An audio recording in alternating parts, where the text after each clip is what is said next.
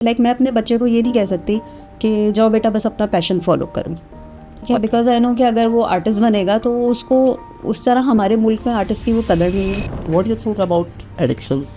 Time will come कि वो चीज़ें आपकी लाइफ में जिनको एक्सपीरियंस करके या उनको करने के बाद आप खुशी फील करते थे। क्या हमारे बॉडी के बिहेवियर्स ब्रेन से ही कंट्रोल हो रहे हैं? लाइक हम कहते हैं कि कोई लोग बहुत ज़्यादा एग्रेसिव होते हैं, कोई बहुत एम्पैथेटिक होते हैं। यही सुना है 9 मेथड्स से आपको अपना स्कोप डिसाइड कर लेना चाहिए और उसी हिसाब से आपको स्टडी करनी है। पैशनेट होना चाहिए जिस फील्ड में भी आप जा रहे हैं, you have certain knowledge about that subject. आपने अपनी लाइफ में कभी स्ट्रेस की वजह से कोई प्रेजेंटेशन खराब की है? अगर आप अपने बॉस को सुना देंगे तो क्या होगा एवेंचुअली वो तो आपको What you say about stress? तो जो आप करने जा रहे होते हो वहाँ पर आपको आपसे वही करवाता है जो आपकी इनर टॉक होती है। So that makes you stressful. जब आप रिपीटेशन करते हैं ना, जिस चीज़ से आपको डर लगता हो, फियरफुल होते हो, अगर आप उस काम को बार बार करें यू बिकम कॉन्फिडेंट। इसके साथ मिलते नहीं है ना, ठीक है। नैरो लाइन जो पॉजिटिव और नेगेटिव को डिस्टिंक्शन करनी है। तो जब आप पॉजिटिव वाइब्स जनरेट करते हैं ना, तो आपकी जो यूनिवर्स है वो आपको रिस्पॉन्ड भी पॉजिटिवली करता है। ओवर थिंकिंग सबसे ज़्यादा रात में होती है। तुम चाहे शादी करना चाहते हो ठीक है, and you are addicted to a person. डरा दिया आप लोगों को। क्यों? अब एडिक्शन हो जाएगी, फिर साथ रहेंगे, आदत हो जाएगी। अस्सलाम वालेकुम, वेलकम टू पॉडकास्ट बाय अजीसा। आज की पॉडकास्ट उन स्टूडेंट्स के लिए है जो कि इंटर में प्री मेडिकल ले लेते हैं और फिर एमडी कैट के एग्ज़ाम्स की तैयारी करते हैं बहुत प्रेशर के साथ, और फिर एमडी कैट के एग्ज़ाम्स देते हैं और खुदा ना खास्ता पास नहीं हो पाते। तो बहुत सारे स्टूडेंट्स को लगता है कि आगे ऑप्शंस नहीं है। तो आज की पॉडकास्ट उन स्टूडेंट्स के लिए, और स्पेशली आज की पॉडकास्ट उन लोगों के लिए जो कि एंग्जाइटी, डिप्रेशन का शिकार है। इन टॉपिक्स पर डिस्कशन करने के लिए मेरे साथ मौजूद है मैम कुरैतुल, न्यूरोफिजियोलॉजिस्ट। अस्सलाम वालेकुम। वालेकुम अस्सलाम। किसी तारुफ की मोहताज नहीं है आप, बहुत सारी यूनिवर्सिटीज़ में टीचिंग कर रही हैं। मैम बेस से स्टार्ट करूँगा। बहुत सारे स्टूडेंट्स ऐसे हैं जो कि इंटरमीडिएट में प्री मेडिकल लेते हैं और फिर एग्ज़ाम्स भी अच्छे मार्क्स से पास कर लेते हैं, then they apply for the MD CAT test. लेकिन एक मेजॉरिटी ऑफ स्टूडेंट्स ऐसे हैं जो एमडी कैट क्लियर नहीं कर पाते। वो खुदा ना खास्ता नहीं कर पाते और हमारे यहाँ के हालात ऐसे हैं कि वो नहीं कर पाते। तो बहुत सारे स्टूडेंट ये सोचते हैं कि आगे कोई और ऑप्शन है नहीं ड्यू टू द काउंसलिंग या ड्यू टू द अवेयरनेस। तो इसके बारे में आप क्या कहेंगे? देखो, ऑप्शंस नैरो ऑब्वियसली हो जाते हैं बिकॉज आपके पास नंबर ऑफ़ स्टूडेंट जो यूनिवर्सिटीज़ हैं वो कम है। तो एक तो रीज़न ये है कि आपके पास ऑप्शंस नैरो इसलिए हो रहे हैं क्योंकि आप जो मेडिकल साइंसेस के सब्जेक्ट हैं उसकी इम्प्लिकेशंस नहीं है, मार्केट वैल्यू नहीं है उतनी, क्योंकि रिसर्च सेंटर्स नहीं हैं, आपके हॉस्पिटल्स, नंबर ऑफ़ हॉस्पिटल्स नहीं है इनफ कि जो उनके लिए जॉब क्रिएट कर सकें। सो एक रीज़न तो ये प्रॉब्ली नहीं बल्कि डेफिनेटली ये है कि आपको जब सिर्फ एकेडमिकली नहीं किसी कैरियर पाथ को चूज़ करना होता, फाइनेंशियली भी वो आपको स्टेबल लाइफ दे, तो वो भी आपको जो है वो कंसिडर करना होता है। अब चूँकि हमेशा से एक माइंडसेट बना हुआ था लोगों का कि हमारे पास दो ही प्रोफेशनल कह लो कि चॉइसेस हैं, एक इंजीनियरिंग है और एक आपकी मेडिकल है।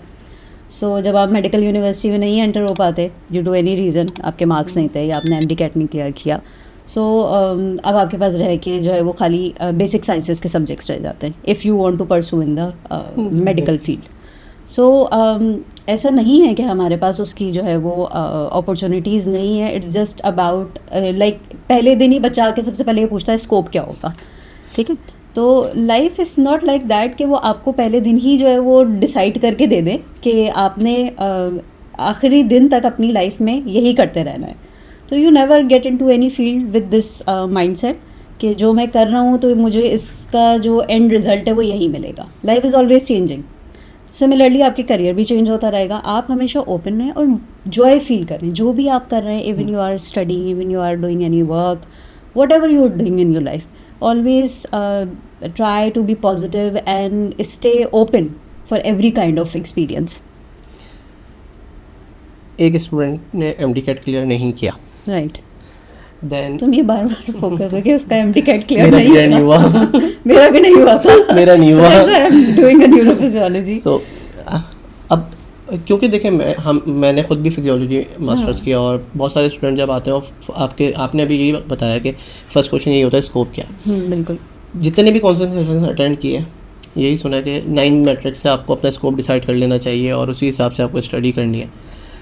इफ़ आप ग्रेजुएशन में एडमिशन ले लेते हैं देन आप अपना वे चूज़ कर सकते हैं या नहीं? बिल्कुल कर सकते हैं। आई एम टेलिंग यू कि यहाँ पे बहुत सारी ऐसी फील्ड हैं, यही नहीं बल्कि हमारे अब्रॉड भी बहुत सारे ऐसे चांसेस अब तो ओपन हो गए हैं फॉर No, easy इवन हो फॉर गया। The girls also. अब तो इतने ज़्यादा आपके पेरेंट्स भी जो है वो इतने ब्रॉड माइंडेड हो गए कि पहले तो नहीं अलाउ करते थे इस तरह लड़कियों को, but they now are going outside foreign universities में अब एडमिशन ले रही हैं। सो बेसिक साइंसेस यहाँ पर भी उसी तरह आपको एक अच्छा कह लो कि एक फाइनेंशियल आपको बूस्ट देता है। यहाँ पे ऐसी फील्ड्स हैं, but you have to be like I am saying कि पैशनेट होना चाहिए। जिस फील्ड में भी आप जा रहे हैं you have certain knowledge about that subject.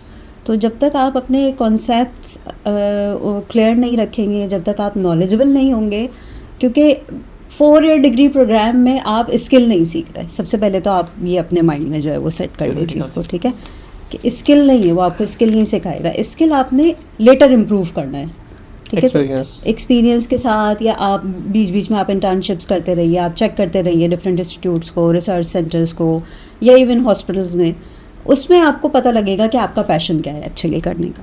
तो जो 4 ईयर बेसिक डिग्री प्रोग्राम होता है वो आपको जस्ट एकेडमिकली तो सपोर्ट करेगा कि आपने BS कर लिया, बट स्किल जो है वो आपने खुद इम्प्रूव करना है। बिकॉज कि अगर आपने सिर्फ अपनी लाइकेबिलिटी पे काम किया है ना कि मैं चॉइस, मेरी चॉइस ये थी या मैं ये करना चाहता था, तो एम्प्लॉयर कभी भी आपको लाइकेबिलिटी के बेसिस पे हायर नहीं करेगा, ठीक है। तो हमेशा ये तो आपने अपना मतलब कह लो कि थोड़ा सा आपको वो करना पड़ेगा, रिसर्च Direction। करना पड़ेगा जब भी आप कोई फील्ड चूज़ करते हो एकेडमिक अपनी प्रोफाइल को ऑप्ट करने के लिए, कि उस सब्जेक्ट की या जो आप डिग्री प्रोग्राम में जिसमें आप इनरोल्ड हो रहे हो उसकी मार्केट वैल्यू क्या है, ठीक है। जब तक आप वो नहीं करोगे, लाइक मैं अपने बच्चे को ये नहीं कह सकती कि जाओ बेटा बस अपना पैशन फॉलो करो, ठीक है, बिकॉज आई नो कि अगर वो आर्टिस्ट बनेगा तो उसको उस तरह, हमारे मुल्क में आर्टिस्ट की वो कदर नहीं है, उसको अर्निंग नहीं मिलेगी उस तरह की। तो एक अच्छा प्रोफाइल, एकेडमिक प्रोफाइल होना भी उसकी जो भी कह लो कि प्रोफेशन है वो उसको सपोर्ट करेगा। फिर यहाँ पे आपके एक्स्ट्रा करिकुलर आ जाते हैं। अगर आपने बहुत ज़्यादा पैशनेट हैं किसी चीज़ में, तो आप वो एक्स्ट्रा करिकुलर जो है वो आप ऑप्ट करें अपनी सब्जेक्ट्स के साथ, एकेडमिक सब्जेक्ट्स के साथ, जो आपको फिर हेल्प करें लेटर आपकी लाइफ में। तो आप अपना पैशन भी साथ साथ फॉलो करते रहेंगे और आप अपनी प्रोफाइल को भी, प्रोफेशनल प्रोफाइल को भी इम्प्रूव करते रहेंगे। तो that would I suggest always to students. 2 direction में डिवाइड नहीं हो जाएंगे? पैशन को भी साथ लेके चल रहे हैं और प्रोफाइल को भी साथ लेके चल रहे हैं? नहीं, इसलिए नहीं होगा क्योंकि आप फिर एक ही चीज़ देखो, एकेडमिक अगर आप सिर्फ एकेडमिक में लगे रहोगे कि मुझे ये GP लेना है, अटेन करना है, क्योंकि एकेडमिक तो आपको यही करता है ना कि बस एग्ज़ाम दो, पास करो, या आप इतने ग्रेड्स लेकर आओ। तो अगर आप सिर्फ GP अटेन करने में लगोगे तो फिर आपका एक्सपोजर तो नहीं होगा ना कहीं भी। तो एक्सपोजर तो बहुत ज़रूरी है लाइफ में, ठीक है। और एक्सपोजर आपको स्किलफुल बनाएगा, लाइक आई सेड, Exactly। ठीक है, कि अगर 4 ईयर डिग्री प्रोग्राम करने जा रहे हो तो स्किल भी तो ज़रूरी है उसमें।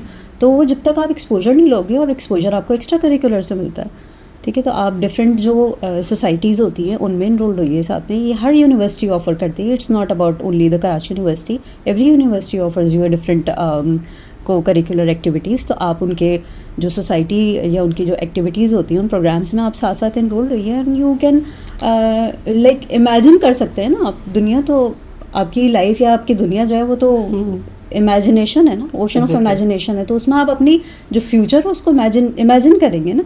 तो उस डिग्री के साथ अब आप इमेजिन करें अपनी लाइफ को कि आप और क्या क्या परसू करना चाहते हैं। तो by the end of the degree you can finalize कि अच्छा अब ये इसमें मैं बहुत ज़्यादा इंटरेस्टेड हूँ और ये मैं जो है वो ज़रूर कर सकता हूँ For अपनी the लाइफ के अंदर। हाँ, specialization। ताकि ये मुझे मेरे जो एकेडमिक्स है उसको भी सपोर्ट करेगा और मुझे एक फाइनेंशियल स्टेबिलिटी भी देगा लाइफ के अंदर। आपकी फील्ड के ऊपर आता है व्हाट इज़ न्यूरोफिजियोलॉजी और व्हाट इज़ न्यूरोफिजियोलॉजी? अच्छा भाई, न्यूरोफिजियोलॉजी जो है वो अगर मैं simple not in a scientific way. Scientific way में बात नहीं करेंगे, ये ऑब्वियसली हम बेसिक साइंसेस का सब्जेक्ट है, मेडिकल साइंसेस की फील्ड है। तो अगर हम सिंपल वे में, तो मैं समझाऊँ कि आपका ब्रेन किस तरह काम कर रहा है, ठीक है। ब्रेन है, नर्व्स हैं, फिर आपकी बॉडी में जो आपकी पेरिफेरी है उसमें मसल्स हैं, इसकी जो वर्किंग है that is all about the neurophysiology. तो अगर एक बेसिक न्यूरोफिजियोलॉजी का सब्जेक्ट है तो उसमें आप नॉर्मल फिजियोलॉजी को स्टडी करेंगे, normal functioning of the brain, nerves की स्टडी करेंगे। लेकिन अगर हम इसे क्लिनिकल, जैसे तुम्हारा नेक्स्ट क्वेश्चन ऑब्वियसली ये होगा कि क्लिनिकल न्यूरोफिजियोलॉजी क्या होती है, तो it is different from the basic neurophysiology. Clinical neurophysiology you do after an MBBS. ठीक है, तो MBBS करने के बाद फिर आप क्लिनिकल न्यूरोफिजियोलॉजी, जिसमें आप फिर आप वो डॉक्टर्स की फील्ड हो जाती है ऑब्वियसली कि फिर उसमें स्पेशलाइजेशन वगैरह आ जाती है. लेकिन जो बेसिक न्यूरोफिजियोलॉजी है उसमें आप जो EMG, EEG और स्लीप के लैब्स वगैरह होते हैं उसमें उसकी एक्सपर्टीज़ आप अटेन करते हैं. बेसिक न्यूरोफिजियोलॉजी जो है उसका इन फ्यूचर स्कोप क्या है? In future, not only in future बल्कि अभी भी प्रेजेंटली भी आपके जो डिफरेंट हॉस्पिटल्स हैं वहाँ पर आपके न्यूरोलॉजी डिपार्टमेंट्स होते हैं. And all the neurologist, clinical neurologist worked along with the neurophysiologist because you require lab procedures and testing for the diagnosis of the disease and for the treatment of the disease. तो उसके लिए आपको न्यूरोफिजियोलॉजिस्ट चाहिए, क्योंकि आपने जैसे कोई भी डिजीज़ है उसकी डायग्नोसिस जो है वो लैब्स के थ्रू होती है ना, तो बिल्कुल इसी तरह जो न्यूरोलॉजी की फील्ड है उसकी न्यूरोलॉजी लैब की जो डायग्नोसिस की बेस पे आप किसी डिजीज़ को आइडेंटिफाई करोगे और उसके ट्रीटमेंट जो है वो फिर आप जो ट्रीटमेंट ऑप्शंस हैं वो सजेस्ट करोगे. तो अ डॉक्टर नीड्स न्यूरोफिजियोलॉजिस्ट. न्यूरोलॉजी और न्यूरोफिजियोलॉजी में क्या डिफरेंस है? Neurology is the study of the brain. ठीक है, Okay. Brain and nerves. तो आपके ब्रेन का फंक्शन कैसे हो रहा है, ये neurology in disease and post treatment. ठीक है, तो ये एनालिसिस या इसकी इवेल्युएशन ओवरऑल न्यूरोलॉजी कहलाएगी. Neurophysiology is just about the normal functioning of the brain and nerves and the peripheral muscles. ठीक है, आसान ज़बान में अगर मैं बात करूँ तो दिमाग किस तरह आपका काम कर रहा है और दिमाग से कनेक्टेड जो वायर्स आपकी बॉडी को सप्लाई कर रहे हैं वो किस तरह काम कर रहे हैं. ठीक है, नॉर्मल कंडीशंस में तो वो आपकी न्यूरोफिजियोलॉजी कहलाती है. लेकिन अगर यही चीज़ आपकी डिजीज़ कंडीशन में हम करेंगे तो वो न्यूरोपैथोफिजियोलॉजी कहलाएगी, जिसको फिर हम ब्रॉडर टर्म में न्यूरोलॉजी कहेंगे. तो there is a clinical neurology and there is a neurophysiology. क्या हमारे बॉडी के बिहेवियर्स और ह्यूमन बिहेवियर जो है वो ब्रेन से ही कंट्रोल हो रहा है? जो आपका बिहेवियर है वो बेसिकली आपका रिस्पॉन्स होता है. ठीक है. इट इज़ नॉट ऑलवेज कि वो बिहेवियर जो है वो आपका ब्रेन कंट्रोल कर रहा हो. There is another thing that is a mind. Okay. ठीक है, ये माइंड जो है ना वो आपके पैटर्न डिसाइड करता है. ठीक है, और ये पैटर्न कब आइडेंटिफाई होते हैं, when you are responded to different stimulus. ठीक है, लाइक हम कहते हैं कि कोई लोग बहुत ज़्यादा एग्रेसिव होते हैं, कोई बहुत एम्पैथेटिक होते हैं, तो that is because of their circumstances. Genetic predispositions का मतलब ये है कि उनकी पीछे से जो फैमिली हिस्ट्री चली आ रही है, यानी अगर बाप भी एग्रेसिव था तो प्रॉब्ली बेटा भी बहुत ही एग्रेसिव होता है. ठीक है, तो एक तो जेनेटिक प्रीडिस्पोजिशन ये हो गई. दूसरा इन्वायरमेंटल फैक्टर हो गया कि वो अपने घर में यही देख के बड़ा हुआ है. ठीक है, या आप इन्हीं हालात में कंटिन्यूस अपनी लाइफ गुजारते रहें तो most of the probably the chances more bright कि आप नियर फ्यूचर या नेक्स्ट जितने भी ईयर्स होंगे आपकी लाइफ के उसमें आप इसी तरह के बिहेवियर्स शो करेंगे. तो ये बिहेवियर जो है वो ब्रेन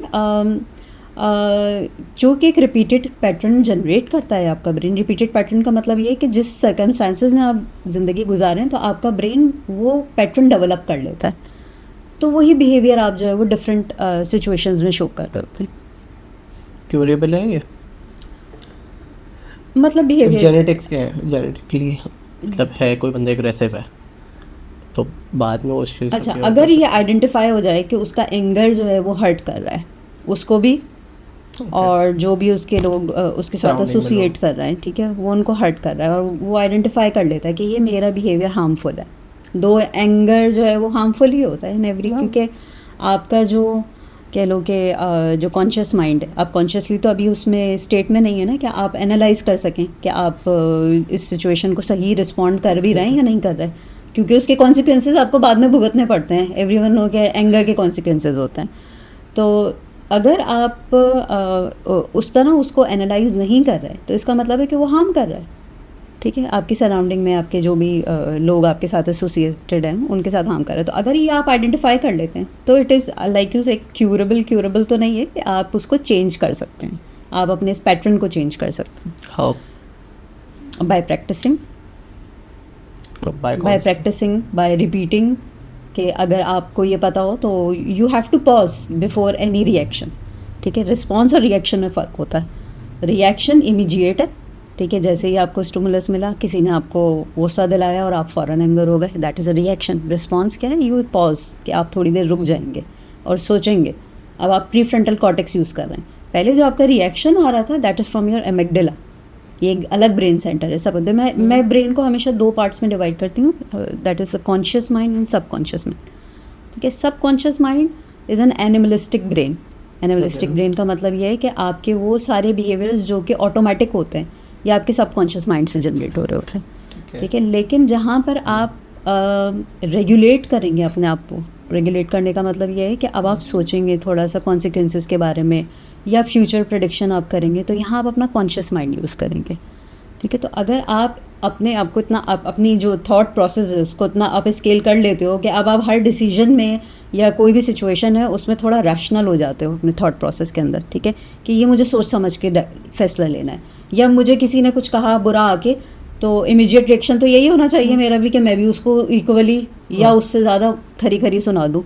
लेकिन अगर आप सोचें तो हो सकता है कि उसके पोस्ट कॉन्सिक्वेंसेज उससे ज़्यादा बुरे हों अगर आप सुना दें। अगर आप अपने बॉस को सुना देंगे तो क्या होगा?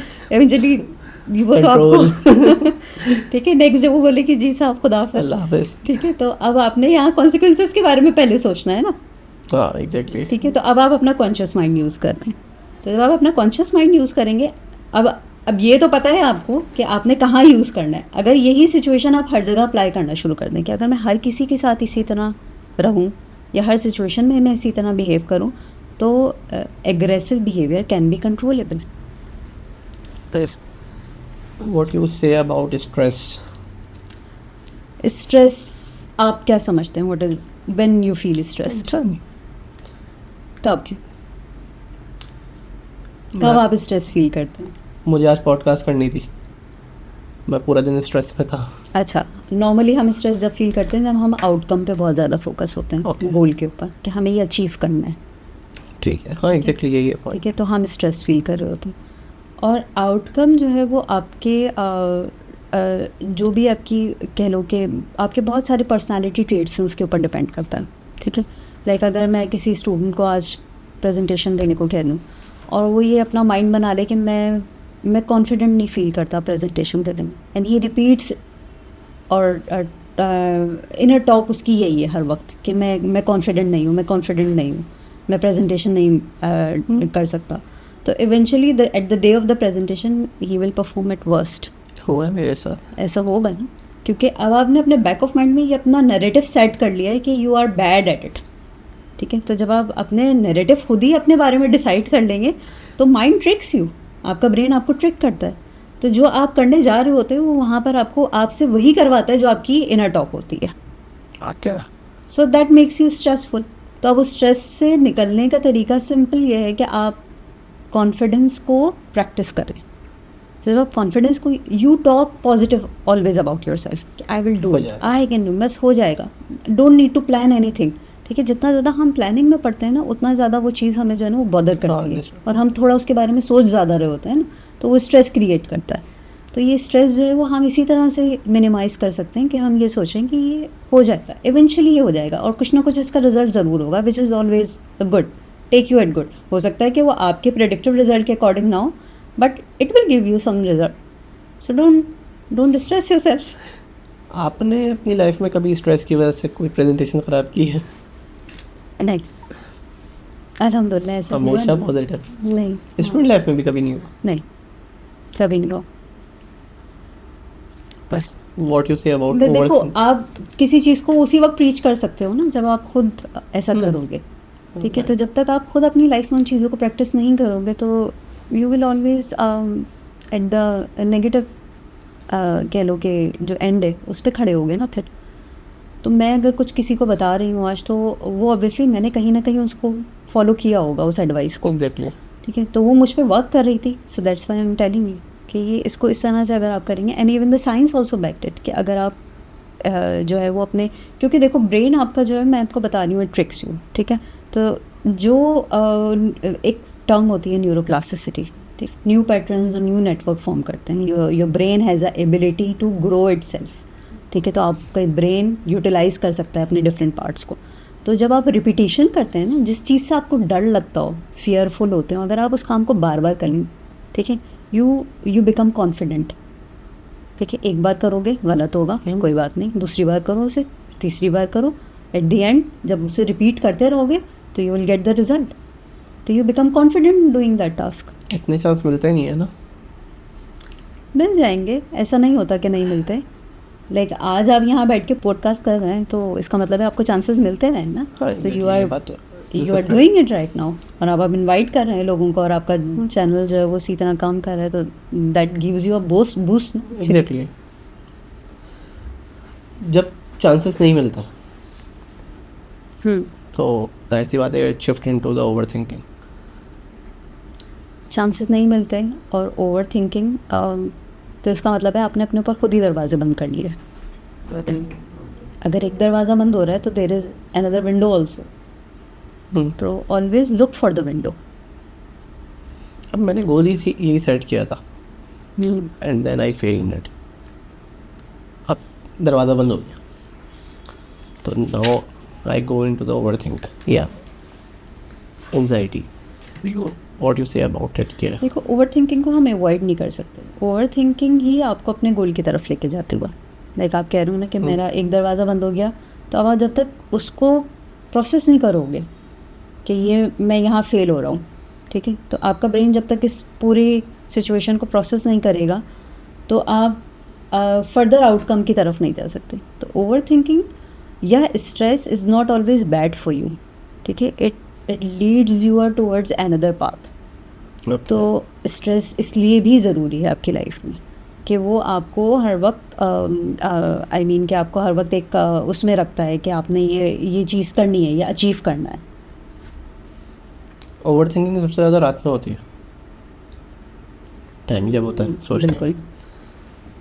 नेक्स्ट डे शुरू हुआ, अपने स्केड्यूल पे वापस आ गए, तो how we motivate through the overthinking. During day time क्यों नहीं हो रही? यू मीन कि ड्यूरिंग डे टाइम क्यों नहीं हो वो रही? तो एक नाइट अलग टाइम में क्यों ज़्यादा हो रही है? नाइट टाइम पे ओवरथिंकिंग हो रही है, तो ये मैंने पूरी रात बैठ के सोचा, अपने आप को मोटिवेट किया, ठीक है मैंने कल अब इसी वे में काम करना है, लेकिन मेरा डे स्केड्यूल एक बना हुआ है जिसकी वजह से मैं अपने आप को उस तरफ कुछ कर ही नहीं पा रहा। तो हाउ वी फिक्स इट, मतलब ओवर थिंकिंग को फिक्स करना है या अपने गोल को अचीव करना? अपने गोल को अचीव करना, टास्क फॉलो करना, गोल को अचीव। अच्छा, टास्क जो है वो देखो ऐसे नहीं होता कि कोई स्विंग तो है नहीं कि आपने बस सोच लिया और अगले दिन जो है वो आप उस गोल को अचीव कर लेंगे। It's a very slow process. तो पहले तो आपका ये बिलीव बहुत स्ट्रॉन्ग होना चाहिए, बेबी स्टेप्स लेने ज़रूरी हैं। Every day you set your goal, ठीक है, एक लार्ज गोल है और एक स्मॉल आपके कह लो कि आपके जो डेली बेसिस के लोग, डेली बेसिस के। अब मेरा ये एक बिगर गोल है, इस तक तो मुझे जाना है, लेकिन मैं इसको अचीव करने के लिए रोज़ाना मैं ये स्टेप ज़रूर लूँगा, ठीक है। तो एक स्टेयर केस इफेक्ट होता है।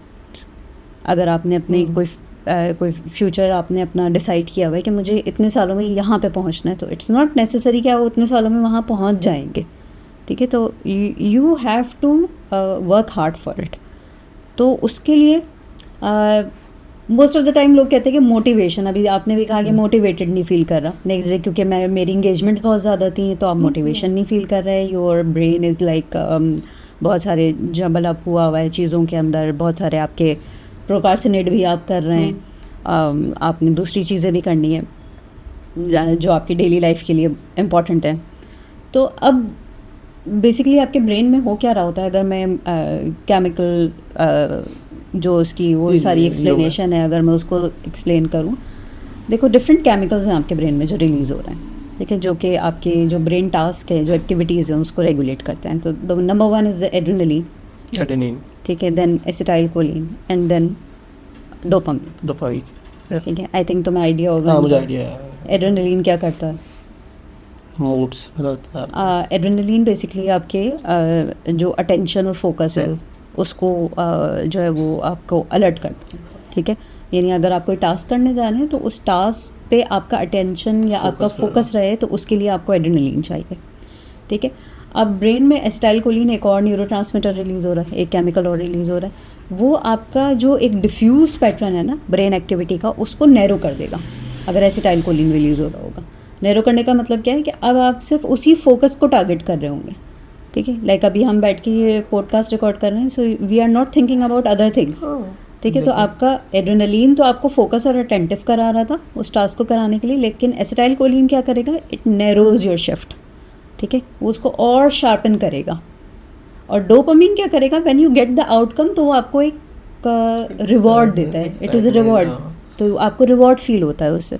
तो ये रिवॉर्ड, ये सारे जो केमिकल्स हैं, ब्रेन केमिकल्स हैं, ये आपको एक उस स्टेट में रखते हैं जिससे आप फिर अचीव करने की तरफ जो है ना, यानी आप कह लो कि आप ये सोचते हैं कि बस ये मेरा टास्क है और ये मेरा गोल है और ये मैंने सेट किया हुआ है, ये मुझे अचीव करना है। ठीक है, I think you get my point. Yes. Over thinking रात में हो रही है, भाई मेरा क्वेश्चन रिपीट कर रहा हूँ, रात में ही क्यों हो रही है? रात में इसलिए हो रही है क्योंकि हम आइसोलेटेड हैं, we have nothing else to do, हमारे सराउंडिंग में कुछ और डिस्टर्बेंसेस नहीं हैं, तो इसलिए हम ओवर थिंकिंग ज़्यादा करते हैं उस एक टाइम। जनरल वे में ओवरऑल सराउंडिंग मतलब में आपने र्यूमिनेट करना है, आप अपने सेल्फ एनालिसिस में चले जाते हैं, आपके मेमोरी सेंटर्स एक्टिवेट हो जाते हैं रात में, तो यू गो थ्रू एवरी, कह लो कि जो कुछ भी आपके दिन भर के अंदर जो कुछ आपके साथ हुआ या आपकी लाइफ में अभी तक जो कुछ हो रहा है, वो सब आप वो कह लो कि रिमाइंड कर रहा होता है, आपका ब्रेन आपको रिमाइंड करा रहा होता है, and specially you worried about your future. ठीक है, तो उसको भी आप एनालाइज कर रहे हो, तो that way you over think at night. Over think आपने बोला बहुत पॉजिटिव वे में भी हो सकती है, इन जनरल वे अगर आप उसको सोचें, अगर आप मतलब हर चीज़ का पर्सपेक्टिव होता है ना, दोनों तरीके से देखने का। अगर आप नेगेटिव वे में ही उसको देखेंगे तो आप नेगेटिव ही आउटकम जनरेट करेंगे उससे, लेकिन अगर आप Scenario उसे तो ऐसे पॉजिटिव वे में सोचेंगे कि अच्छा ठीक है, ये मेरे साथ हो गया या इस इंसान ने मेरे साथ ये गलत कर दिया, बट प्रॉब्ली कि ये मेरे साथ ही होना था। ठीक है, तो अगर मेरे साथ ऐसा ही होना था तो अब मुझे क्या करना चाहिए, तो ये ओवर थिंकिंग जो आप पॉजिटिव वे में करेंगे तो आप इवेंचुअली अपनी लाइफ को चेंज ही कर रहे हैं ना उससे। मीन्स अभी जैसे जनरली मैंने देखा कि जो भी बात करता है वो यही करता है कि ओवर थिंकिंग को ख़त्म करना है। नहीं, यू कैन नॉट। थिंकिंग देखो, माइंड बना ही इसीलिए, माइंड इज़ लाइक, हाँ, अगर वो आप उसको, क्योंकि वो प्रोसेसर है ना, अगर तुम कहो कि ब्रेन के लिए मैं एक वर्ड यूज़ करूँ, इट्स अ प्रोसेसर, वो प्रोसेसिंग कर रहा है आपकी हर स्टिमुलस की, इंटरनल भी और एक्सटर्नल भी। तो जो इन्फॉर्मेशन भी आपको रिसीव हो रही है वो उसकी प्रोसेसिंग करेगा, तो you can not stop thinking at all, you can never. Over thinking sleep को डिस्टर्ब कर रही है, it will effect on health.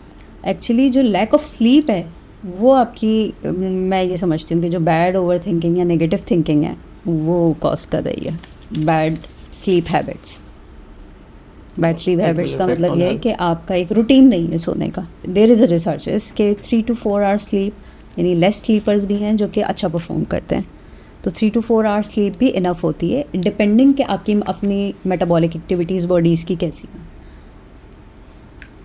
आप कितना सोती हैं? I would take around 4 to 6 hours sleep. Healthy Not every day, but yeah, I manage to sleep around 6 hours. Healthy feel करती है? Yeah, absolutely.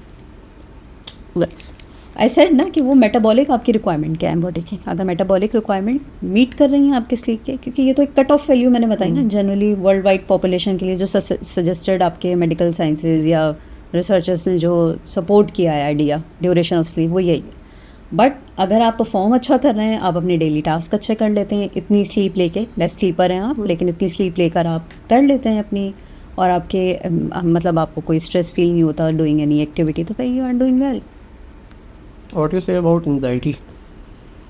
अगेन एंजाइटी या stress is the same thing. अगर आपको वो अगर वो आपको पॉजिटिव रखती है लाइफ में और आपको मूव कराती है आगे, तो इट्स अ गुड थिंग, क्योंकि स्ट्रेस होना ज़रूरी है। That basically leads your brain to release more adrenaline, जो कि आपको फोकस को इम्प्रूव करेगी, आपके अटेंशन को शार्पन करेगी। It is a narrow line जो पॉजिटिव और नेगेटिव को डिफरेंशिएशन कर रही है, मतलब कब वो एंजाइटी पॉजिटिव से नेगेटिव चले जाती है लोगों को तो हमारा रिलीजन भी, हम साइकोलॉजिकली भी सभी इस आइडिया को सपोर्ट करते हैं कि नेगेटिव थिंकिंग यही है ना कि आप बस सेल्फ पिटी का शिकार रहे हैं और कहें कि सारी दुनिया बस मेरे साथ ही गलत कर रही है, और जो दुनिया में गलत हो रहा है वो बस मेरे साथ हो रहा है।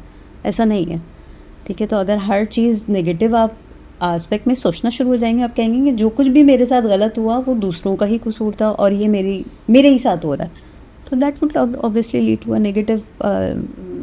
Negative narrative, buildup of negative narrative about yourself. तो उससे बचने के लिए ज़रूरी है कि आप अपने बारे में हमेशा बहुत पॉजिटिव बात करें, यानी आपकी इनर टॉक जो है, जो आप खुद से बैठ के बात करते हैं ना, वो बहुत पॉजिटिव होनी चाहिए। टाइम निकालना चाहिए अपने लिए बात। टाइम निकालना चाहिए, और बहुत आसान तरीका ये है कि आपके अंदर शुक्रगुजारी होनी चाहिए। अगर मैं रिलीजियस पॉइंट ऑफ व्यू से बात करूँ और even psychological point of view से भी बात करूँ, या अगर साइकेट्रिस्ट से भी किसी बात से बात करेंगे तो they would also suggest you कि अपने बारे में आप हमेशा अच्छा बोलें। जब आप अपने बारे में अच्छा बात करेंगे, highly talk about your self, highly talk about your self के आई विल डू इट, ठीक है, Right. What ever, I don't give shit about it, I will do it. जो हो रहा है होता रहे, ये सब ठीक हो जाएगा।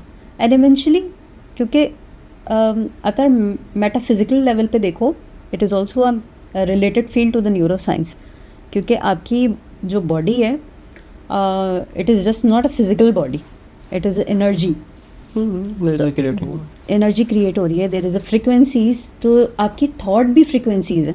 तो जब आप पॉजिटिव वाइब्स जनरेट करते हैं ना, तो आपकी जो यूनिवर्स है वो आपको रिस्पॉन्ड भी पॉजिटिवली करती है। लेकिन अगर आप नेगेटिव वाइब्स जनरेट करेंगे, आपकी बॉडी से नेगेटिव फ्रिक्वेंसीज इमिट होंगी, नेगेटिव एनर्जीज होंगी, तो आप नेगेटिव ही अट्रैक्ट करेंगे, क्योंकि यूनिवर्स को नहीं पता। अब मैं थोड़ा सा पार्ट फ्रॉम द टॉपिक जा रही हूँ, क्योंकि यूनिवर्स जो है वो एक सर्टेन वे में काम कर रही है, उसको नहीं पता कि आपको क्या चाहिए, ठीक है, ये आप यूनिवर्स को बताएंगे कि आपको चाहिए, ठीक है। अगर आप अपने बारे में पॉजिटिविटी बोलेंगे तो यूनिवर्स भी आपको पॉजिटिव रिस्पॉन्ड नहीं करेगी।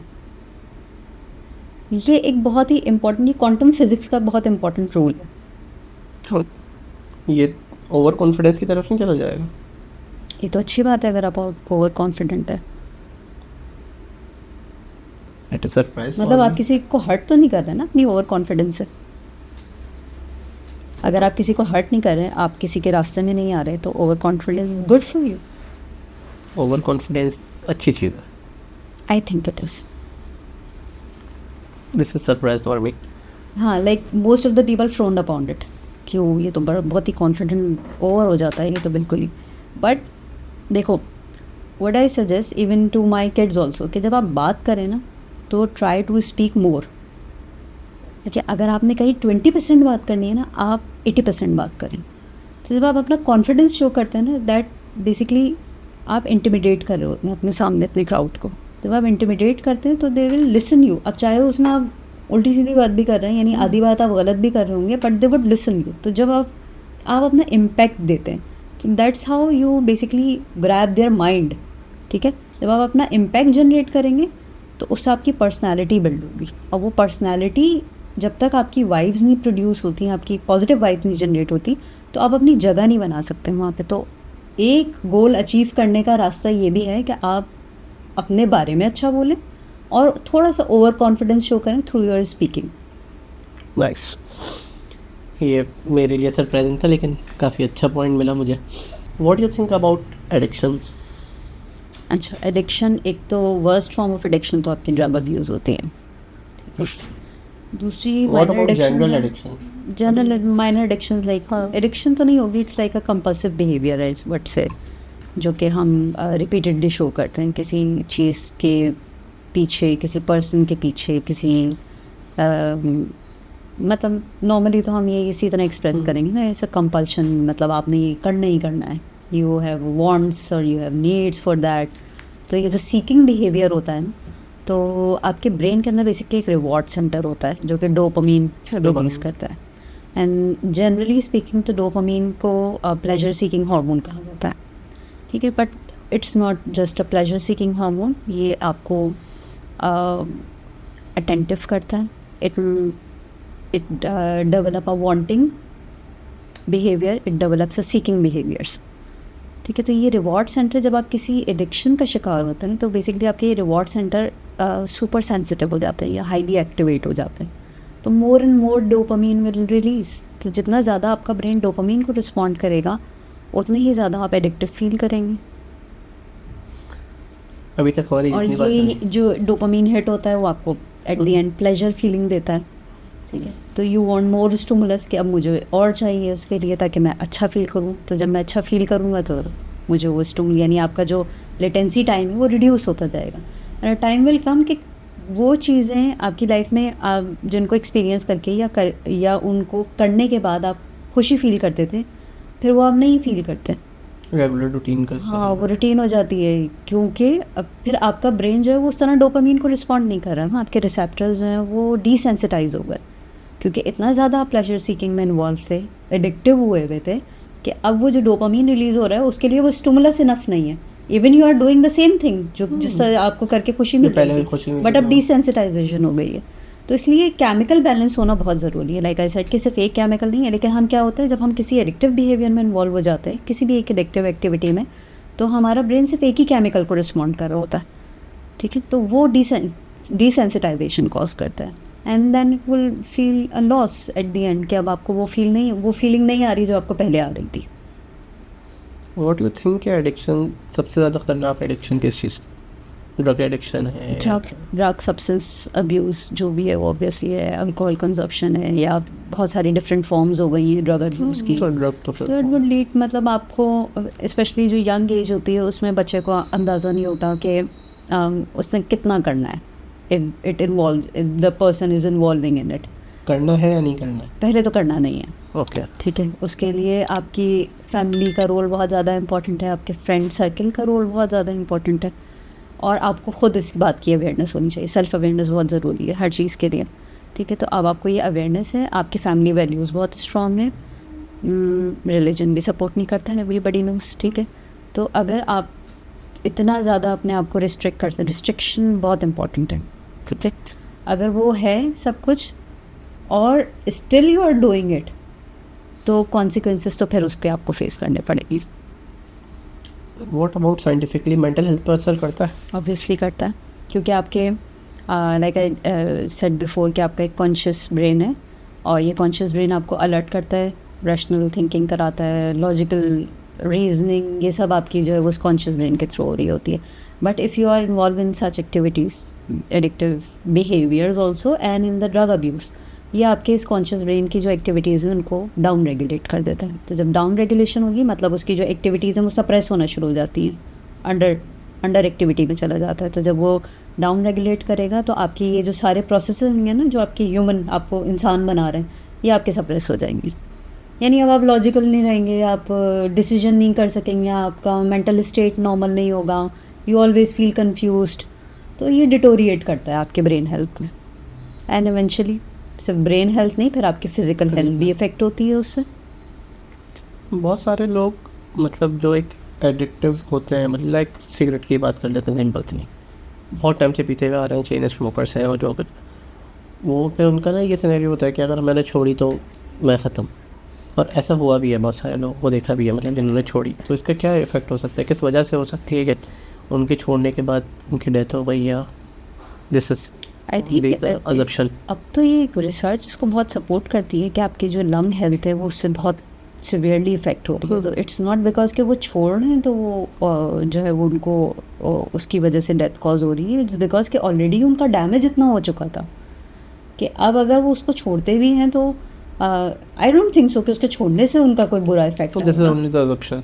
This is assumption, never, no medical research would, या कोई भी ऐसी, मैंने मेरी के इस तरह का कोई केस नहीं गुजरा कि उसके छोड़ने की वजह से उनकी हेल्थ डिटोरिएट हो गई।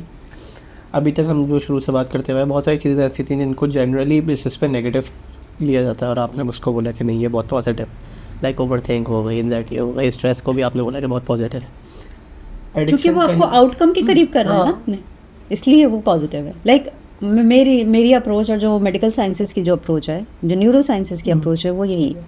What you thought? But it's also about your perspective, ठीक है। अगर आपका पर्सपेक्टिव रॉन्ग है तो फिर आपके आउटकम भी वो तो नहीं होगा ना।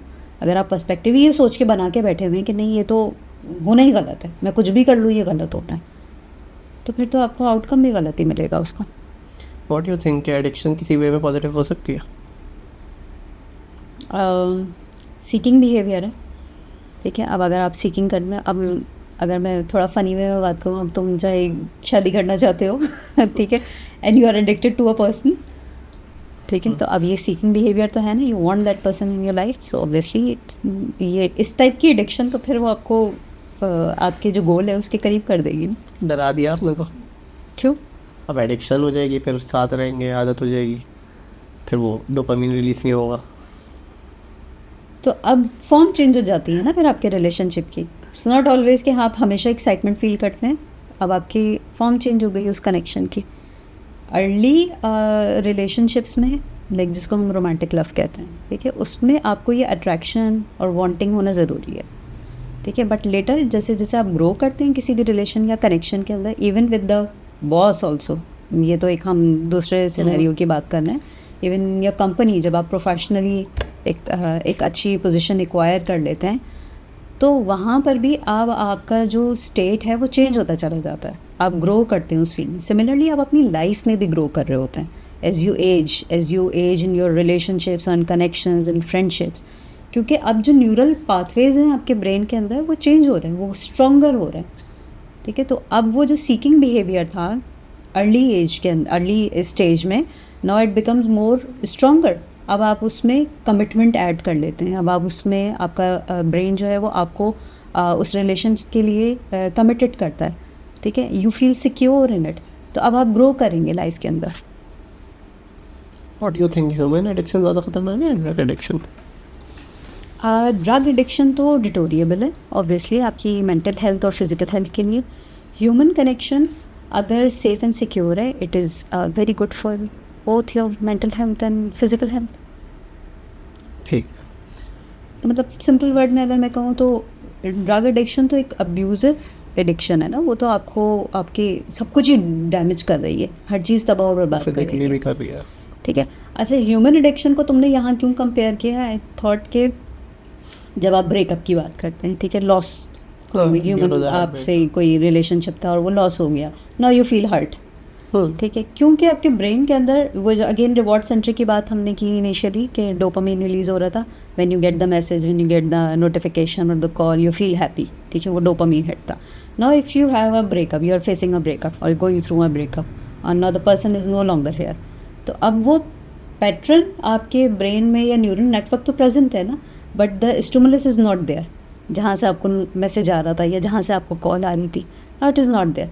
तो होता क्या है, आपके ब्रेन में दो वेरी इंपॉर्टेंट सेंटर प्रेजेंट होते हैं, एक न्यूक्लियस एकम्बेंस, अगर मैं थोड़ी सी साइंटिफिक टर्मिनोलॉजी यूज़ कर सकूं, and the ventral tegmental area, ठीक है। वेंट्रल टेगमेंटल एरिया वो एरिया है आपके ब्रेन में, ब्रेन स्टेम एक रीजन होता है सबकॉन्शियस माइंड में, जो कि डोपामीन प्रोड्यूस करता है, और ये डोपामीन प्रोड्यूस करके सिग्नल सेंड करता है न्यूक्लियस एकम्बेंस को, ओके, जिससे फिर आपके कह लो कि जो अटेंशन और जो सीकिंग या वांटिंग बिहेवियर है वो जनरेट होता है, and your reward centre will activate, ठीक है, और फिर इवेंचुअली यू फील प्लेजर।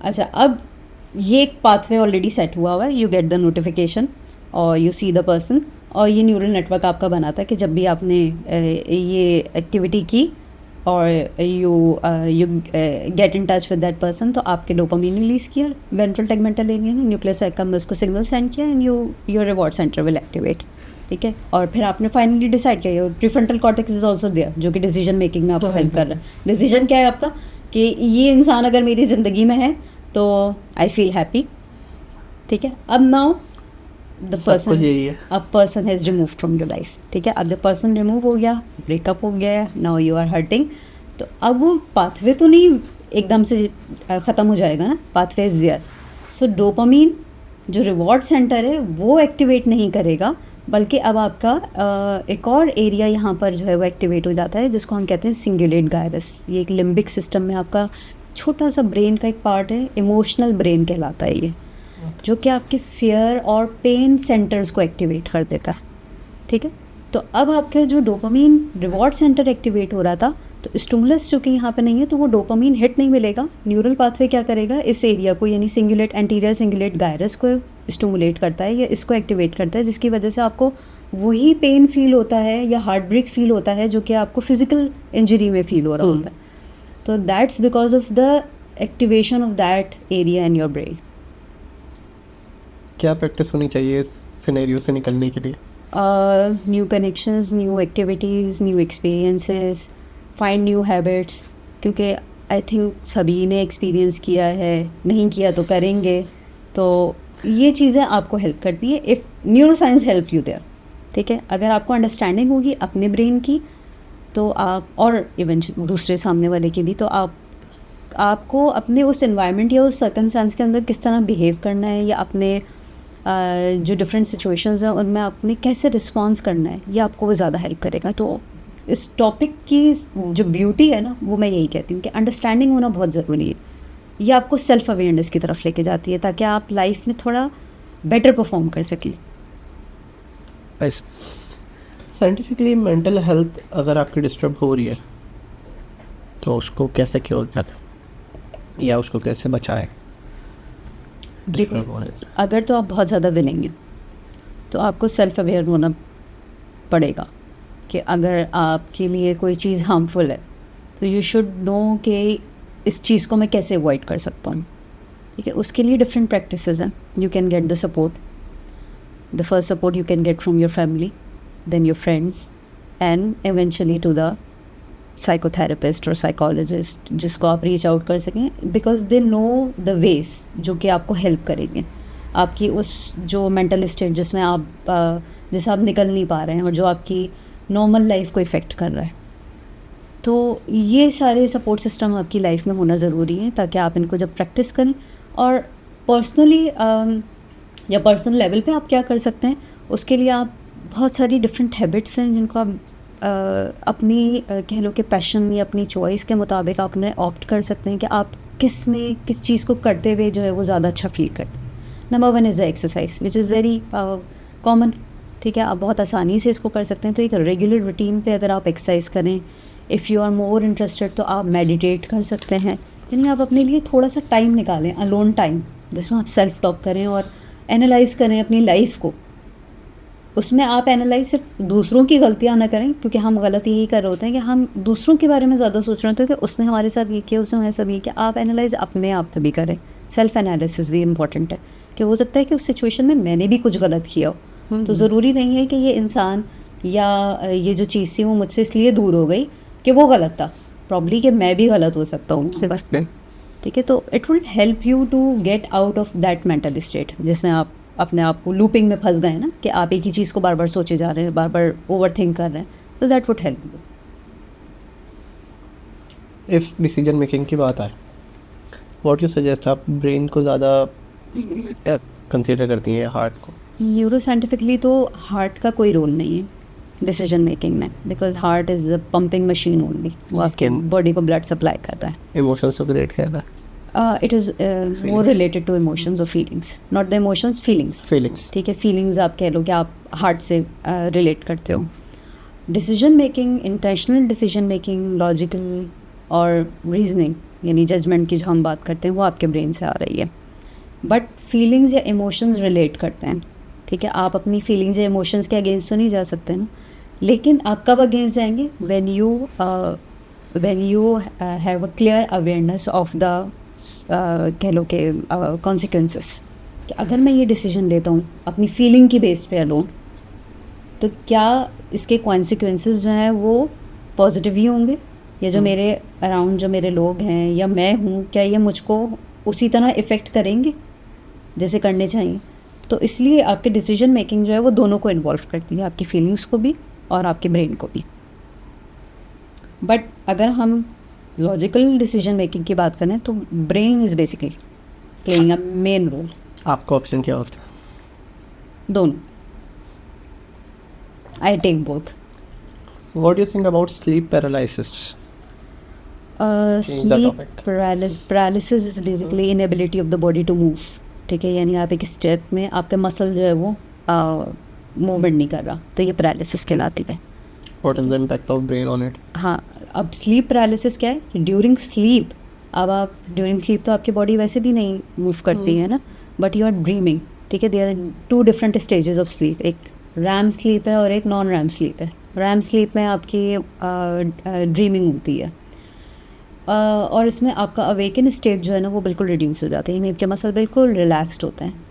तो आपके माइंड में या आप जब ड्रीम में जो भी एक्टिविटीज़ कर रहे होते हैं ना, आपकी बॉडी वो एक्टिविटीज़ नहीं परफॉर्म कर रही होती। अच्छा, during REM sleep if someone awake and he experience, the person will experience कि जो कुछ वो ड्रीम में देख रहा था वो एक्चुअली उस वक्त हो रहा है, तो उस स्टेट को हम स्लीप पैरालिसिस कहते हैं। But the body is not moving. तो समटाइम्स पीपल एक्सपीरियंस, वो कहते हैं कि मुझे तो कोई जिन नज़र आ गया।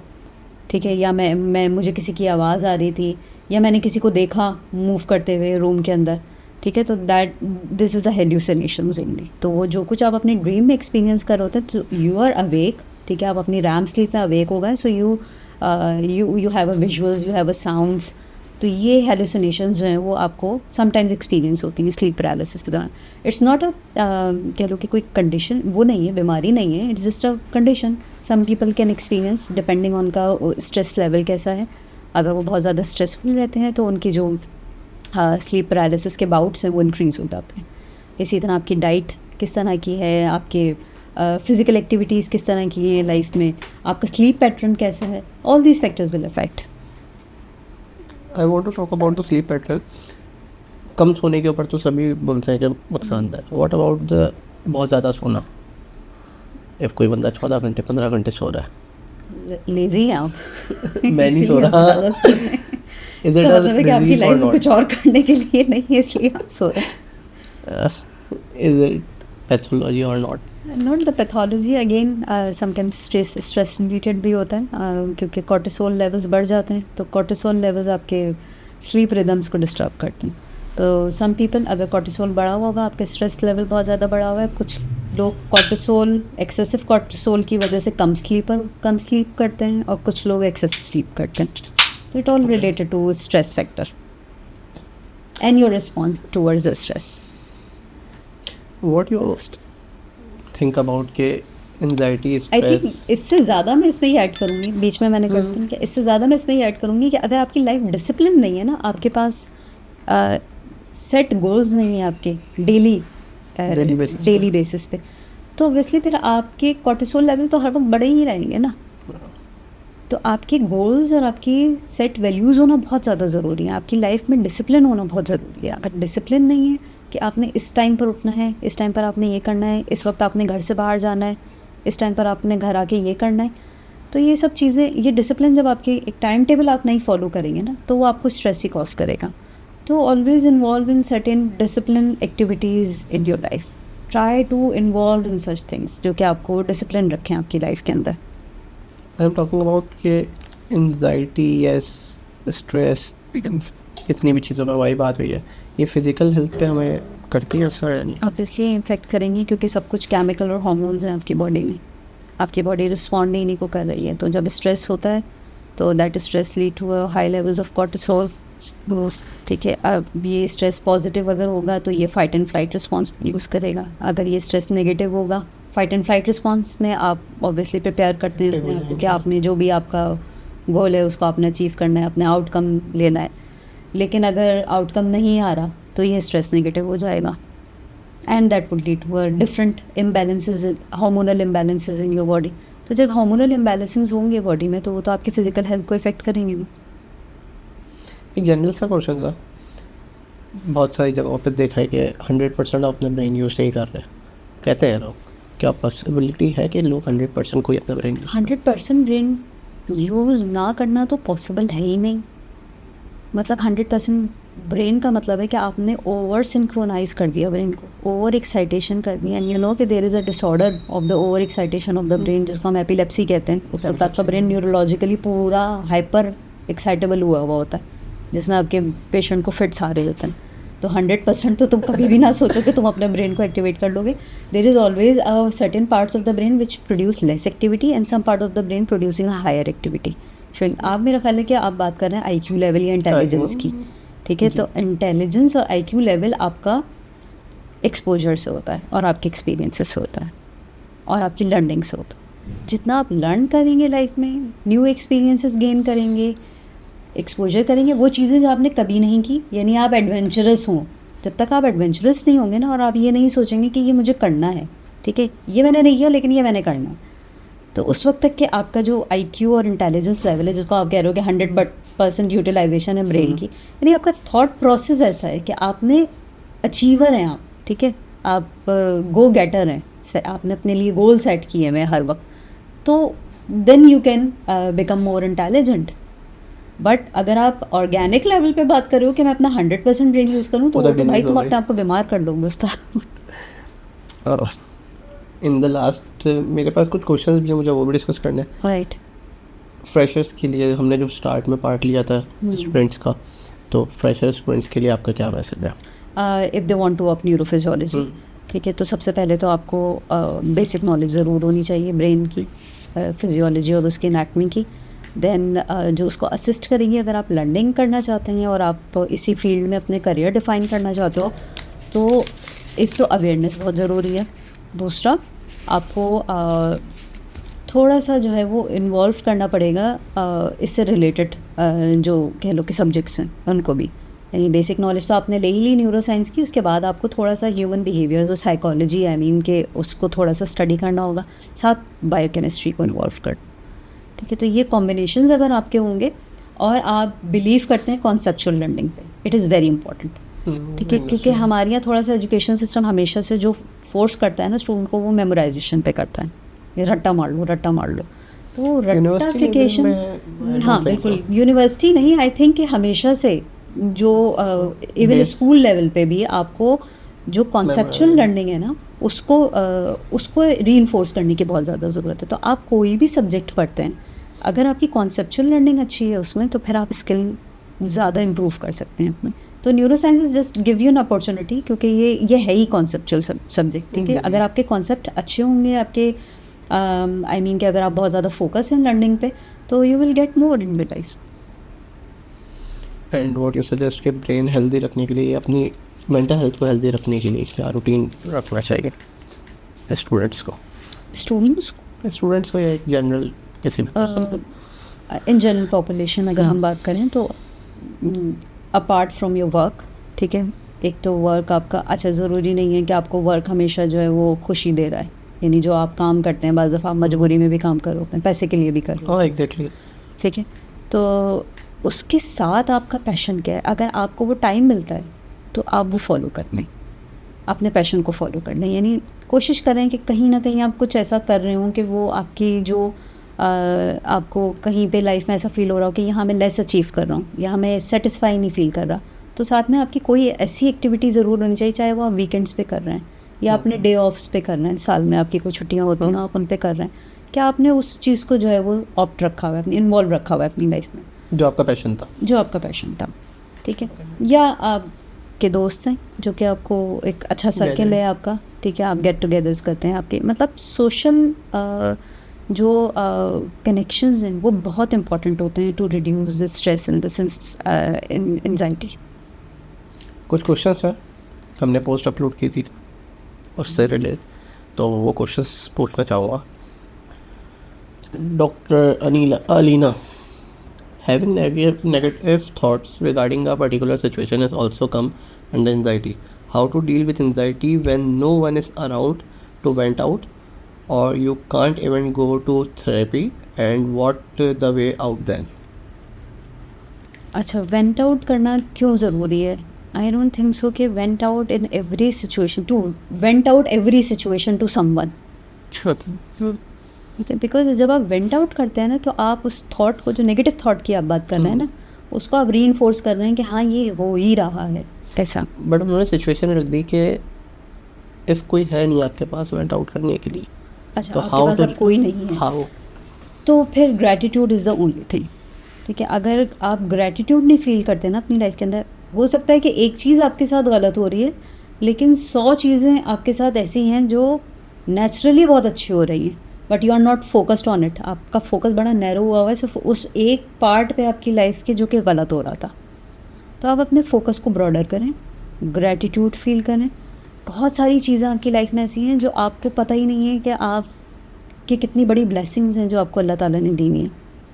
अगर आप सिर्फ यही सोचेंगे मैं सांस ले रही हूँ, ठीक है, मेरी सांस कितनी आसानी से आ रही है और जा रही है, और मैं सोच भी नहीं रही हूँ सांस लेने के बारे में। 1 मिनट में हम कितनी बार सांस लेते हैं, कभी काउंट किया है हमने काउंट नहीं किया ना, क्योंकि हम फोकस ही नहीं है ना कि ये इतनी बड़ी ब्लेसिंग जिस पे मेरी लाइफ डिपेंड कर रही है, तो मैं इस ब्लेसिंग को इग्नोर करके बैठी हूँ।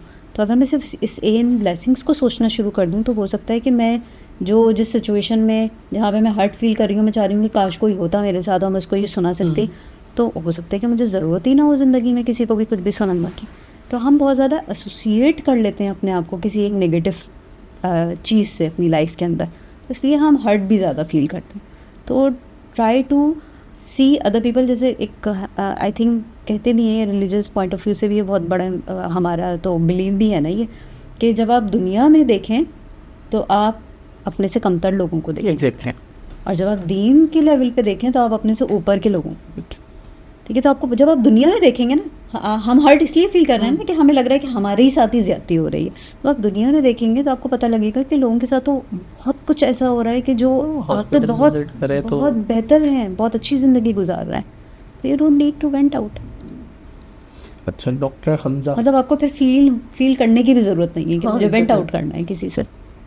मतलब हॉस्पिटल अगर आप विजिट कर रहे हैं तो exactly, there are places, there are many people. मतलब आप अपना एक्सपीरियंस बढ़ाएं ना, मैं यही कह रही हूँ। आप दुनिया में निकले, अपना एक्सपीरियंस बढ़ाएं, आप लोगों से बात करें, आप उन लोगों से बात करें जो वाकई में दुखी हैं, तो आपको पता लगेगा कि आपको तो बहुत ब्लेस रखा है अपने अल्लाह ने लाइफ में। शुगर खत्म हो गई है। बिल्कुल एग्जैक्टली, बहुत हज़ार शुक्र करने की ज़रूरत है। मतलब हर बार आपको शुक्र करने की ज़रूरत है उठते बैठते। एग्जैक्टली।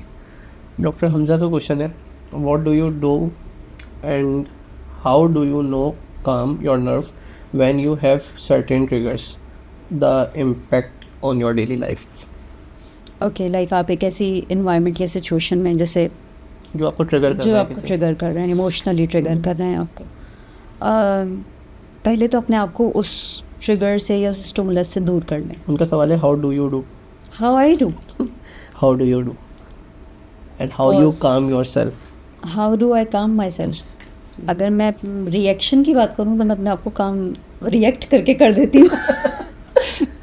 इमीडिएट रिस्पॉन्स जो मेरा रिएक्शन है वो ऑब्वियसली पॉज लेना है, सोचना है।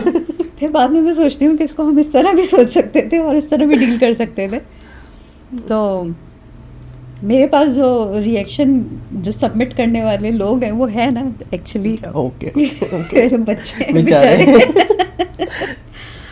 जो आई थिंक सभी घरों में यही हो रहा है कि पेरेंट्स जो छोटा है वो बेचारा गया। हाँ, तो अच्छा, which is bad but it is good also कि वो फिर स्ट्रेस में अगर रहेंगे तो वो परफॉर्म अच्छा करेंगे ना, क्योंकि उनको पता है कि अम्मा है यहाँ पर जो हमें फिर छोड़ेंगी नहीं। Sorry kids. Okay, but in general में अगर हम बात करें इसके ऊपर, हाँ, ट्रिगर्स अगर मैं हेल्थ पॉइंट ऑफ व्यू से बात करूँ तो ट्रिगर्स को आप अगर आप सोचें, कॉन्शियसली सोचें, तो आप रुक सकते हैं, थोड़ी देर उसको कंटेन करें अपने अंदर। तो जब आप कंटेन करेंगे तो जो ट्रिगर है वो आपको इतना थोड़ी देर के बाद या नेक्स्ट मॉर्निंग जब आप उठेंगे तो आपको वो उस तरह से फील नहीं हो रहा होगा जैसे वो आपको रात में फील हो रहा था। जितना स्ट्रेस आप उस वक्त फील कर रहे थे, because you increase the latency time of your reaction. जब आप अपना रिएक्शन का लेटेंसी टाइम, और ये प्रैक्टिस आप करते रहेंगे रेगुलर बेसिस पे कि आप अपना लेटेंसी टाइम इंक्रीज करते हैं, यानी आपको स्टिमुलस आया, रिएक्शन आपने इमीडिएट नहीं दिया, ठीक है, आपने ड्यूरेशन बढ़ा दिया उसका। जब आपने ड्यूरेशन बढ़ा दिया तो इवेंचुअली वो जो ट्रिगर था वो अब आपको नेक्स्ट टाइम, ट्रिगर तो नहीं रिमूव हुआ ना आपकी लाइफ से, आप उसी तरह ही लाइफ गुजार रहे हैं अपनी डेली, तो अब आप अपना जो बिहेवियर है या जो न्यूरल पैटर्न है उसको चेंज कर सकते हैं। Okay. And the last, I think, how to deal with certain aggressive side of people when you yourself are the aggressive one as well. Doctor सवेरा। दोनों लड़ पड़ो भाई, हो क्या कर सकती हूँ? अगर दोनों ही अग्रेसिव हो, किसी एक को तो कंपैशनेट होना पड़ेगा इस सिचुएशन में। शी इज आस्किंग कि आप अपने आप को कैसे कंट्रोल करें अगर सामने वाला भी aggressive है तो? कंपैशनेट, थोड़ा सा कंपैशन कर लो, थोड़ा सा कंट्रोल कर लो।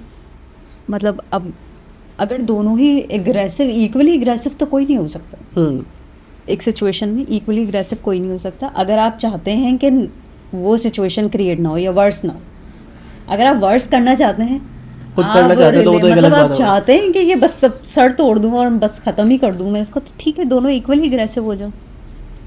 मारो उसका कोई पीटो, सोल्यूशन तो मतलब- नहीं दे सकती ना मैं यहाँ पर, ठीक है। लेकिन अगर आप बचाना चाहते हैं, देखिए उसके लिए एक बड़ी आसान सी बात है, एक बहुत अच्छा कोट है, अगर आपके लिए इंसान इम्पोर्टेंट है तो सामने आप वाला। बात कम कर दें, बात रोक लो। अगर आपके लिए बात करना ज़्यादा इम्पोर्टेंट है और इंसान इम्पोर्टेंट नहीं है तो आप बात कर लें। बड़ी गहरी बात है। एक और क्वेश्चन है, दी लास्ट वन, कहाँ गया? How to deal with dementia patient who keep forgetting thing even after asking multiple time and it get irritated as well to repeat the same thing to them.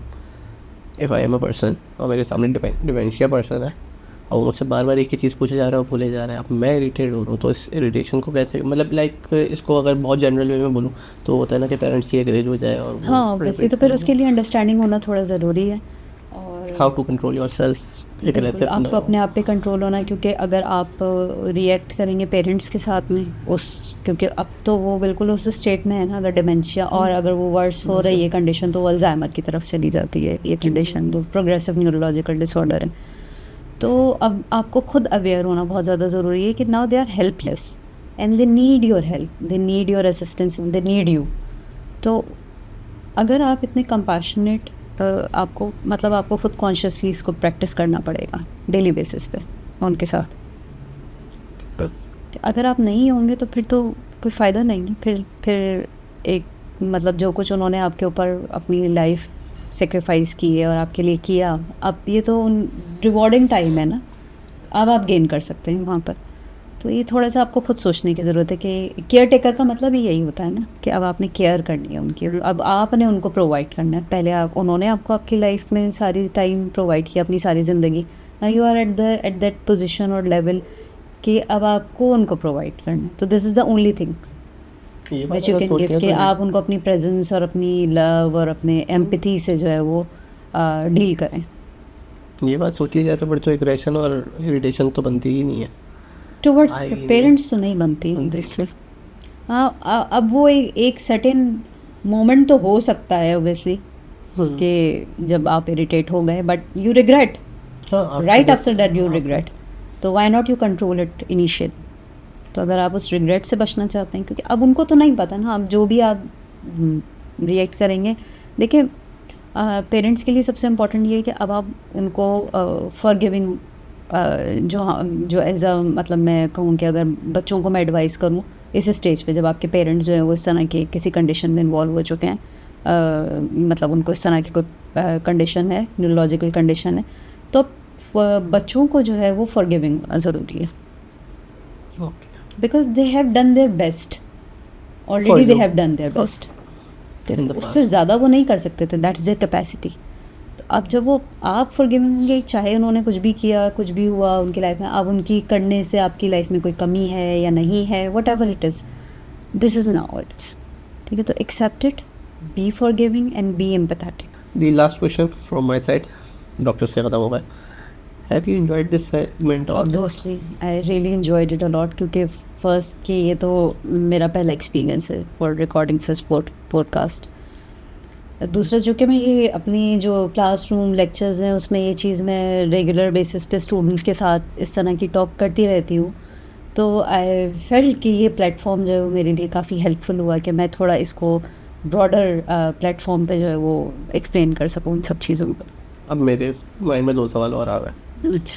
First ये है कि कैमरे के पीछे तो मतलब लाइक आप टीचिंग तो करते रही हैं कॉन्फिडेंट वे में, कैमरे के सामने आने के बाद क्या डिफरेंस है? थोड़ा सा कॉन्शियस होता है इंसान, बिकॉज अगर फर्स्ट एक्सपोजर है तो always first experience make you conscious, ठीक है। लेकिन अगर आप रिपीटेडली किसी भी चीज़ को करेंगी तो now you will get the confidence more and more, but उसके लिए थोड़ा सा आपको, मैंने कहा ना, ओपन माइंडसेट होना ज़रूरी है। ओपन माइंडसेट ये है कि आप अपने आप को रोक नहीं रहे, रिस्ट्रिक्ट नहीं कर रहे कुछ करने से। तो जब आप रिस्ट्रिक्ट नहीं करेंगे तो you have the ability to gain more experiences, more exposures in life. तो बस आपकी लर्निंग ही बढ़ रही है ना। मतलब मेरा क्या गोल अचीव हो रहा है यहाँ बैठ के आपके साथ बात करके, मैं कोई कुछ करने तो नहीं आई ना, but what in my mind is that कि मैंने, हाँ मुझे कुछ ये फील हुआ कि हाँ मैंने कुछ आज किया है, कुछ डिफरेंट किया है अपनी लाइफ में। मतलब आपने एंजॉय किया है? आई एंजॉयड इट, ऑब्वियसली मैं एंजॉयड इट। आपने एक बात बोली अभी कि आप अपने स्टूडेंट्स के साथ ऐसे रैंडमली डिस्कशन इस तरह की करते रहती हैं। व्हाट डू यू थिंक कि लोगों को इस तरह आपस में डिस्कशंस करनी चाहिए? बिल्कुल करनी चाहिए ना, ये चीज़ आपकी मेंटल हेल्थ के लिए बहुत ज़्यादा इंपॉर्टेंट है। इस तरह के डिस्कशंस आपको सोचने समझने की आपकी जो सलाहियत है उसको इम्प्रूव करते हैं, और आपको एक बेटर वे, जो अपॉर्चुनिटीज़ हैं आपकी लाइफ में वो भी ओपन होती हैं obviously. Thank you so much ma'am it's मेरे बुलाने पे यहाँ आने के लिए और इस पॉडकास्ट के लिए। My pleasure. आप लोग मुझे सब्सक्राइब करें, लाइक करें, ऐसे ही देखते रहें ताकि मैं न्यू गेस्ट के साथ फिर अलाइन हूँ और आप लोगों के साथ ऐसी इन्फॉर्मेटिव वीडियो शेयर करूँ। Thank you so much.